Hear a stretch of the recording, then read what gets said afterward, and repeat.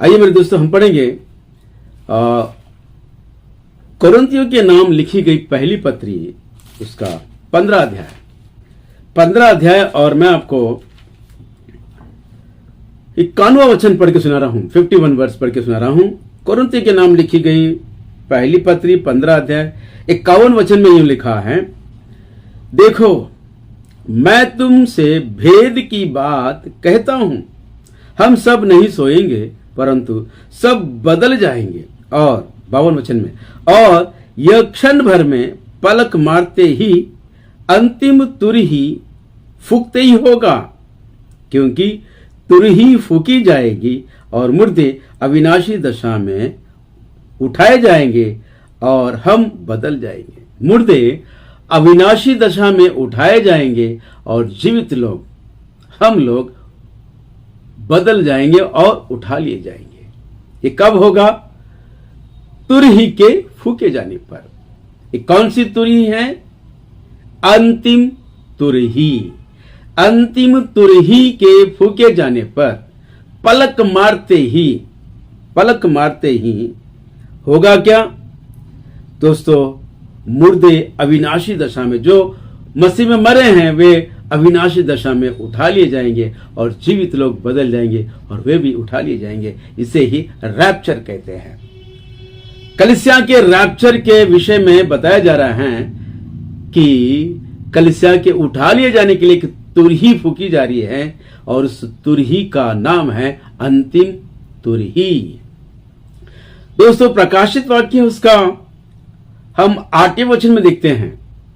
प्रकाशित वाक्य की भविष्यवाणी की इस किताब में हम देखते हैं कि 8वें अध्याय के 6वें वचन में, प्रकाशित वाक्य के 8वें अध्याय के 6वें वचन में देखते हैं, यहां पर 7 तुरहियों के विषय में लिखा गया है। और देखते हैं, तब वे 7 स्वर्गदूत जिनके पास 7 तुरहियां थी उन्हें फूकने को तैयार हुई। 7 तुरहियों के फूके जाने पर जो विपत्तियां पृथ्वी पर होने वाली हैं, उन सारे विपत्तियों का विवरण हम इस 8वें अध्याय से लेकर 9वें अध्याय और 11वें अध्याय तक हम देखते हैं। लेकिन दोस्तों, यहां पर एक एक तुरहियों के विषय में हम अध्ययन न करते हुए मैं आपको बताना चाहता हूं कि पहले 6 तुरहियां एक के बाद एक फूकी जाएगी तो होगा क्या? पृथ्वी पर विपत्तियां उंडेली जाएगी, विपत्तियां आएगी।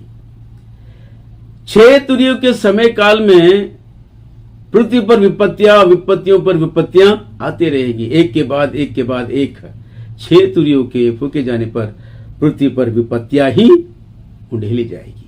लेकिन 7वें तुरही के फूके जाने पर एक अद्भुत कार्य हो रहा है। एक बहुत ही अद्भुत कार्य हम देखते हैं। 11 अध्याय, प्रकाशित वाक्य से 11 अध्याय और 15 वचन में देखते हैं, जब 7वें दूत ने तुरही फूकी तो हुआ क्या? तो 18 वचन में हम देखते हैं, जातियों ने क्रोध किया पर तेरा प्रकोप आ पड़ा और वह समय आ पहुंचा। कौन सा समय? कि मरे हुओं का न्याय किया जाए। ये मरे हुए लोग कौन है? तो लिखा है, और तेरे दास भविष्यवक्ताओं और पवित्र लोगों को और उन छोटे बड़ों को जो तेरे नाम से डरते हैं बदला दिया जाए। जो तेरे नाम से डरते हैं, तेरे दास और भविष्यवक्ता, दोस्तों ये प्रभु यीशु मसीह की कलीसिया, उसकी दुल्हन है। और लिखा है, मरे हुओं का पुनरुत्थान यहां पर हो रहा है। कब? 7वीं तुरही के फूके जाने पर। दोस्तों, इसका मतलब यह है कि पहली कुरिन्थियों की पत्री 15 अध्याय 51 वचन में जो अंतिम तुरही है वही ये 7वीं तुरही है, क्योंकि उस अंतिम तुरही में जो घटना घट रही है वही घटना 7वीं तुरही के फूके जाने पर हो रहा है। मसीह में मरे हुए लोग अविनाशी दशा में उठा लिए जा रहे हैं।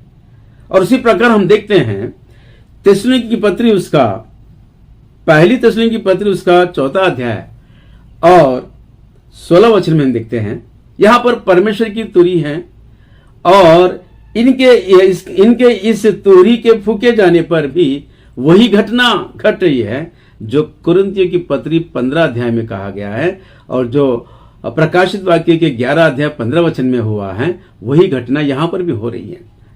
आइए देखते हैं हम थिस्सलुनीकी के नाम लिखी गई पहली पत्री 14 अध्याय 16 वचन में, क्योंकि प्रभु आप ही स्वर्ग से उतरेगा, उस समय ललकार और प्रधान दूत का शब्द सुनाई देगा और परमेश्वर की तुर ही फूकी जाएगी और जो मसीह में मरे हैं वे पहले जी उठेंगे।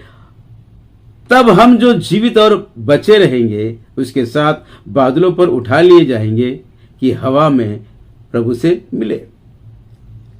परमेश्वर की जो तुर ही फूकी जा रही है, यहां पर भी वही घटना घट रही है, मरे हुओं का जी उठना और जीवित लोगों का बदलकर उठा लिया जाना, कलीसिया का रैप्चर। तो इसका मतलब यह है परमेश्वर की तुर ही यानी वही अंतिम तुर ही है, क्योंकि दोनों में बराबर घटना जो घट रही है वो कलीसिया का उठा लिया जाना। परमेश्वर की तुर ही यानी अंतिम तुर ही, अंतिम तुर ही यानी प्रकाशित वाक्य की वह 7वीं तुर ही। तो दोस्तों 7वीं तुरही के फूके जाने पर जब कलीसिया उठा ली जा रही है, तो इसका मतलब यह है कि पहले 6 तुरियों के समय काल में उसकी दुल्हन उसकी कलीसिया पृथ्वी पर रहेगी और 6 तुरियों के फूके जाने पर जो विपत्तियां पृथ्वी पर आएगी, उन विपत्तियों में उसकी दुल्हन को रहना ही होगा। तो इसका मतलब यह है कि प्री ट्रिबुलेशन रैप्चर के सिखाने वाले इनका जो सिद्धांत है कि कलीसिया महाक्लेश में जाने से पहले उठा ली जाएगी, यह सरासर गलत है। ये सरासर गलत है। ये जो कहते हैं कि प्रकाशित वाक्य के 4 अध्याय में कलीसिया उठा ली जा रही है, जबकि हम देखते हैं 8वें अध्याय के तुरियों के फूके जाने पर कलीसिया पृथ्वी पर रहेगी और 7वीं तुरी यानी अंतिम तुरी के फूके जाने पर कलीसिया उठा ली जा रही है। तो दोस्तों प्रश्न ये उठता है, क्या कलीसिया 7 साल के महाक्लेश में पूरे 7 साल पृथ्वी पर रहेगी? तो नहीं मेरे दोस्तों। हम देखते हैं प्रकाशित वाक्य उसका 13 अध्याय और 7वें वचन में 5वें वचन में हम देखते हैं। आइए हम पढ़ेंगे प्रकाशित वाक्य उसका 13 अध्याय और 5वें वचन में लिखा हुआ है, बड़े बोल बोलने और निंदा करने के लिए उसे एक मुंह दिया गया और उसे 42 महीने तक काम करने का अधिकार दिया गया है। 42 महीने तक काम करने का अधिकार दिया गया है और यह भी अधिकार दिया गया, 7वें वचन में लिखा है कि उसे यह भी अधिकार दिया गया है कि पवित्र लोगों से लड़े। पवित्र लोगों से कितने महीने लड़ेगा? 42 महीने यानी 3.5 साल। और दोस्तों जिसका जिक्र दानियल भविष्यवक्ता के द्वारा भी किया गया, 7वां अध्याय 25 वचन में लिखा गया है कि वो 3.5 काल अंतिम मसीह विरोधी के सताव में रहेगी, उसके वश में की जाएगी। तो प्रियो 7 साल के महाक्लेश में कलीसिया उसकी दुल्हन को रहना होगा और 3.5 साल होते ही अंतिम तुर ही फूकी जाएगी और कलीसिया उसकी दुल्हन उठा ली जाएगी। तो दोस्तों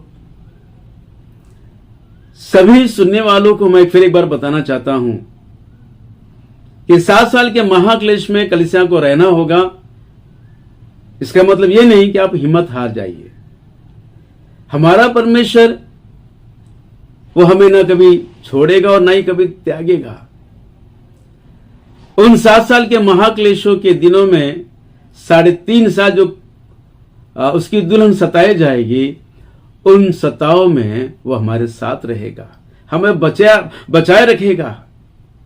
लिखा है, आइए हम पढ़ेंगे प्रकाशित वाक्य उसका 3रा अध्याय और 10वें वचन में देखते हैं कि तूने मेरे धीरज के वचन को थामा है, इसलिए मैं भी तुझे परीक्षा के उस समय बचा रखूंगा।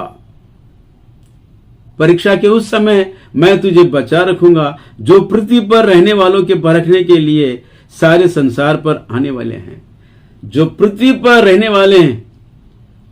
वालों के ऊपर जो सारे संसार में रहते हैं, उनके परखने के लिए जो विपत्तियां होगी, उन दिनों में मैं तुम्हें बचाए रखूंगा। यह परमेश्वर का वादा है। अपनी दुल्हन से वादा करते हैं कि मैं उन दिनों में तुझे बचाए रखूंगा। बचाए रखूंगा मतलब यह है कि विपत्तियों में तुम्हें बचाए रखेगा, ना कि विपत्तियों में जाने से पहले उठा ले जाएगा। दोस्तों, यहां बात को समझिए। बचाए रखना यानी कि विपत्तियों के समय काल में परमेश्वर प्रभु यीशु मसीह कलीसिया को बचाए रखेगा, सारी विपत्तियों से बचाए रखेगा। जैसे इस्राएलियों के जीवन चरित्र को हम देखते हैं, मिस्र में जब विपत्तियां परमेश्वर उंडेल रहे थे तो सारे मिस्र के लोग बड़े परेशान थे। सारे मिस्र देश में अंधेरा छाया हुआ था, लेकिन इस्राएलियों के घरों में उजियाला था। उनकी लाइटें जल रही थी, उनके घरों में प्रकाश था। दोस्तों, इस्राएली के जीवन में परमेश्वर ने जो काम किया है, विपत्तियों में उनको संभाल के रखा है, वैसे ही 7 साल के महाक्लेश के उन दिनों में वो अपनी दुल्हन को विपत्तियों से बचाए रखेगा। और एक अच्छा उदाहरण मैं आपको देना चाहता हूं। शद्रक, मेशक, अबेदनगो के विषय में हम देखते हैं। उस जलते हुए आग के भट्टे में उनको डाले जाने के बाद परमेश्वर उनको बचाया है, ना कि डालने से पहले। वे भट्टे में डाले गए हैं, आग की भट्टी में डाले गए हैं, उसके बाद वो बचाए गए हैं। उसी तरह कलीसिया भी महाक्लेश में जाएगी, उसके बाद ही वह बचाई जाएगी और अंतिम तो ही फूकी जाएगी। दोस्तों, और कलीसिया का उठा लिया जाना होगा। इन वचनों के संदेश के द्वारा सभी सुनने वालों को बहुत आयत के आशीषों से पवित्र आत्मा परमेश्वर भरपूर करे। दोस्तों, अगर ये संदेश आपको सही लगता है तो औरों तक पहुंचाइए, और गलत लगता है, कोई शंका या डाउट है, कोई प्रश्न उठते हैं, तो अपने कमेंट बॉक्स में लिखकर भेजिए। मैं आपके सवालों के जवाब को देने की कोशिश करूंगा। जय मसीह की। Praise the Lord. आमीन।